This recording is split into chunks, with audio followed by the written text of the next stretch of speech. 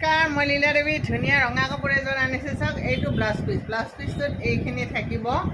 তাৰপিছত মেখেলাখন এইখন চিম্পুল কিন্তু বিৰাট ধুনীয়া চাওক। এইখন চাদৰখন আচলত এইখিনি থাকিব, গোটেই গাতে এইখিনি ইমান ধুনীয়া। আৰু ৰঙাটো বেলেগ ধুনীয়া ৰঙা। আৰু মোৰ ৰঙাটোতো বিৰাট প্ৰিয় ৰঙা। আৰু মেখেলা এইখন মেখেলা আৰু ছাইড পাৰি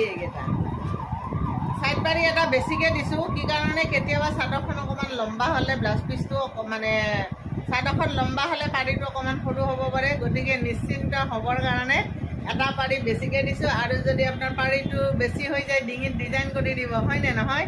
এই ধুনীয়া কাপোৰযোৰ যদি লাগে 4500ত এই কাপোৰযোৰ ল'ব পাৰিব। আৰু যদি কাপোৰযোৰ মই চিলাই দিব লাগে তেতিয়াহ'লে